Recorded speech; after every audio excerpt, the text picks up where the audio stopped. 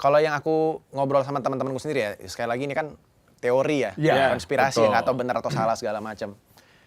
Kayaknya yang keluar 3 juta halaman yang udah dirilis publik sekarang itu belum semuanya. Dan kayaknya juga emang terus diupdate kayaknya. Aku belum cek lagi yang baru kayak gimana, cuman dari apa yang ku dengar akan terus diupdate.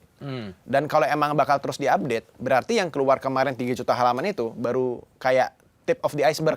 Kayak baru gunung batu es yang baru keluar dikit doang. Teasernya gitu. ya? Baru teasernya. Dan Teasernya sudah, aja ini sudah heboh ya? Sudah heboh gitu. Sudah heboh begini. Okay. Apakah nanti tiap minggu atau tiap bulan akan ada file-file baru terus keluar yang bikin heboh, yang sehingga lama-lama masyarakat itu tuh ngelihat, wah ini semuanya heboh. Tapi lama-lama kecenderungan masyarakat untuk mau taruh atensi ke sana jadi hilang. Jos, terima kasih telah hadir di To The Point aja. Terima kasih sudah diundang. Selamat datang Jos. Terima kasih. Kami telah melihat podcast Jos terkait dengan Epstein ya. Iya. Yang di situ banyak sekali Jos menilai ada teori-teori konspirasi yang mulai semakin menguat.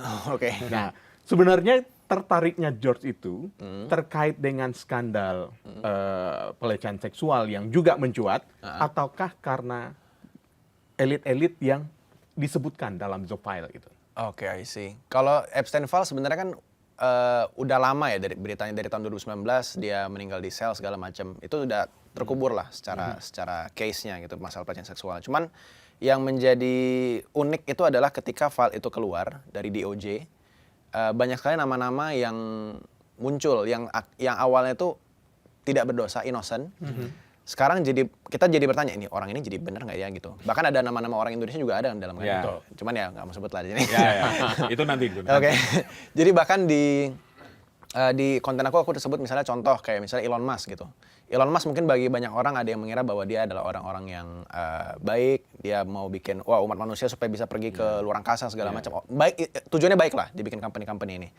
Dia mau bikin robot, mau bikin AI semakin mudah diakses sama semua orang dan segala macamnya. Tapi kemarin dia sempat bikin di Twitter beberapa tahun lalu, dia ada ngomong bahwa dia pernah diundang sama Epstein. Dan dia bilang, enggak, gue gak kenal Epstein, gue gak pernah mau, dan ketika diundang gue nolak. Gitu. Gue gak suka sama Epstein. Intinya gitulah. Dia tidak suka sama Epstein. Tapi begitu DOJ Files ini keluar, Epstein Files ini keluar, ada beberapa dokumen yang malah lucu, malah bertolak belakang sama komentarnya di publik. Ada satu email yang kubaca, gak tahu dari siapa, soalnya disensor. Dari siapa kepada siapa disensor. Cuman ada pembicaraan dari Elon Musk ke Epstein langsung. Mengatakan bahwa Elon Musk itu bertanya sama Epstein, kapan party lu paling heboh nih? Siang atau malam apa party lu yang paling heboh dan kapan gue bisa datang gitu. Terus ada pembicaraan bahwa dari tanggal 1 sampai tanggal 3 atau tanggal berapa gitu. Datang aja kapan aja lu diterima gitu. Terus ada juga ditanya terus akhirnya si Elon Musk bilang, "Oh yaudah tanggal 1 aja gue datang" gitu. Lalu conversation itu putus, terus ada lagi conversation lanjutan. Tapi intinya adalah Elon Musk itu terlihat bukan musuhan sama Epstein. Berbeda dengan... Sohib malah ya? Malah kayaknya sohib. Sohib banget ya? Kayaknya sudah pernah datang ke pulau malah. Gitu. Itu sudah pernah datang ke pulau. Kesekian kalinya itu ya? Iya, keinginan untuk itu. Kayaknya mau party juga di sana. Nggak tahu mau ngapain kan. Iya. Cuman entah itu masalah networking atau masalah emang pengen party, ya aku nggak tahu. Cuman intinya kalau kita perhatikan, kalau orang seperti Elon Musk aja pernah datang ke sana, ya kita nggak tahu ya beneran datang atau enggak ya. Cuman kalau keperhatikan juga elit-elit yang lain, orang-orang hebat dan besar yang lainnya, orang-orang kaya yang net worth-nya tinggi banget juga kemungkinan besar sudah pernah ke sana dan mungkin saja mereka ke sana tuh berkumpul untuk networking. Kalau kita mikir positifnya. Tapi kan di sana banyak party yang aneh-aneh ya. Apakah mereka melakukan itu juga? Ya aku nggak tahu. Tapi jadinya itu jadi pertanyaan. Orang-orang yang kita lihat sekarang itu tuh mungkin sebagai hero, sebagai orang yang baik, at least orang-orang barat lah ya, itu apakah sebaik itu gitu. Jadi mempertanyakan, ini apakah yang tadi kita kira Elon Musk musuhan sama Sam Altman, sama Epstein segala macam, ternyata mereka sekongkol semua gitu, jangan-jangan kayak gitu. Itu ada jadi topik yang menarik untuk kukulik gini gitu, makanya akhirnya aku bikin file Epstein di situ. Nah kalau kita lihat dari Epstein File itu banyak sekali nama-nama besar yang muncul, yang akhirnya bermunculan. Yang tadinya tidak tersebut apa-apa, kemudian muncul sebagai rahasia publik. Ya, open secret ya. Ya, open secret jadinya. Kalau menurut Jos sendiri, apakah memang ada yang sengaja membungkam dulunya nama-nama ini tidak muncul, sehingga sekarang akhirnya jadi muncul? Apakah ada yang membungkam? nama-nama ini untuk tidak muncul, akhirnya jadi muncul. Kalau ditanya seperti itu sih, kayaknya gimana bilang ya? Kalau misalnya kita ngomong masalah file ini keluar atau enggak, kan harusnya bisa keluar dari lama dong. Ya, betul. Cuman akhirnya keluar sekarang. Ada kepentingan apa nih lebih tepatnya? Kalau ditanya kenapa dibungkam, kayaknya emang bukan dibungkam, tapi lebih tepatnya kayaknya belum waktunya aja. Kalau yang aku ngobrol sama teman-temanku sendiri ya, sekali lagi ini kan teori ya, konspirasi ya, nggak tahu benar atau salah segala macam. Kayaknya yang keluar 3 juta halaman yang udah dirilis publik sekarang itu belum semuanya. Dan kayaknya juga emang terus diupdate kayaknya. Aku belum cek lagi yang baru kayak gimana, cuman dari apa yang ku dengar akan terus diupdate. Dan kalau emang bakal terus diupdate, berarti yang keluar kemarin 3 juta halaman itu baru kayak tip of the iceberg. Kayak baru gunung batu es yang baru keluar dikit doang. Teasernya gitu. ya? Baru teasernya. Dan Teasernya sudah, aja ini sudah heboh ya? Sudah heboh gitu. Sudah heboh begini. Apakah nanti tiap minggu atau tiap bulan akan ada file-file baru terus keluar yang bikin heboh, yang sehingga lama-lama masyarakat itu tuh ngelihat, wah ini semuanya heboh. Tapi lama-lama kecenderungan masyarakat untuk mau taruh atensi ke sana jadi hilang. Lama-lama turun. Sehingga ketika mereka mau mengeluarkan isu yang lebih besar, masyarakat itu nanti ke depannya bakal tidak seheboh itu lagi. Jadi bukan jadi masalah besar. Atau bahkan jadi pengalian isu atau apa, aku nggak tahu. Nah ini menarik nih. Soal pengalian isu, memang ada yang menganalisis, ya banyak lah ya di sosial media. Ada apa dengan mengeluarkan Epstein File sekarang? Itu dibalik nama-nama besar, itu kan udah pasti jadi berita besar lah. Donald Trump, pemimpin dunia disebut situ, bahkan ada orang Indonesia juga disebut di situ. Cuman masalahnya adalah kenapa momentum itu dikeluarkan sekarang? Gitu. Nah itu juga jadi pertanyaan. Nah itu pertanyaan kan. Terus kedua, apa yang sedang ditutupi? Itu dari itu kan tadi Jos kan ngomong, ini kemungkinan nanti akan dimunculin terus kan? Nah kira-kira ada sesuatu yang besar di balik orang perhatiannya ke Epstein File, terus kemudian nanti ada sesuatu yang sedang dilakukan. Yang bergerak secara diam-diam. Misalnya, yang tadi ngomongin, wah ini virus baru mau muncul nih. Bisa jadi. Ini namanya analisa liar ya? Iya, analisa liar. Iya, bisa jadi. Bisa jadi. Kita juga nggak ngerti namanya juga ini. Jadi gimana kalau Jos melihat yang ngulik-ngulik terus nih? Kalau jujur ya, dari apa yang dialihkan isu sih, kemarin kan sempat yang... aku ngikutin geopolitik sedikit aja ya. Cuman yang aku tangkap kemarin, at least dari pengalaman aku pribadi, apa yang aku sedang lihat jadi berubah ke Epstein Files. Itu tuh kemarin perang-perang yang ada di Iran segala macam, ada pengeboman. Bahkan ada kemarin, Greenland. Greenland juga sempat isu segala macam. Apakah sebenarnya atensi masyarakat sedang dipindah ke sana supaya pemerintah mungkin bisa melakukan hal yang keji atau yang jelek atau yang mungkin secara pandangan masyarakat itu jadi hancur di tempat lain, supaya yang ini nggak dilihat. Udah kalian lihat sini aja, ini lebih menarik gitu. Ada sih kepikiran ke sana. Cuman isunya apa? Jujur aku belum kepikiran. Aku lagi mencari-cari tapi cuman belum dapat nih. Apa ya titik utamanya apa ya? Belum ketemu. Yang jelas adalah bobotnya. Karena ini yang dibuat pengalian ini berita sangat besar. Berarti yang ditutup ini lebih besar bisa jadi. Bisa jadi lebih besar. Secara jangka panjang mungkin lebih besar atau bahkan yang belum keluar jauh lebih besar. Mungkin bukan pengalian isu malah.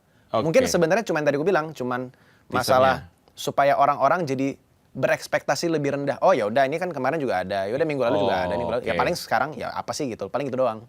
Ini jadi sudah topnya gitu. Padahal yang lebih besar ada lagi. Tapi lama-lama orang terbiasa dengan isu-isu kaget-kaget ini, lama-lama oh ya udah deh. Yang tadinya mungkin kalau dikeluarkan langsung gede-gede, yang paling file paling rahasianya itu kira-kira dikeluarkan langsung, mungkin orang akan demo ke jalan.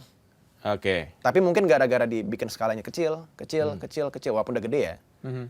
Ya orang nggak akan turun ke demo karena merasa itu tidak sepenting itu. Karena tiap minggu toh keluar juga.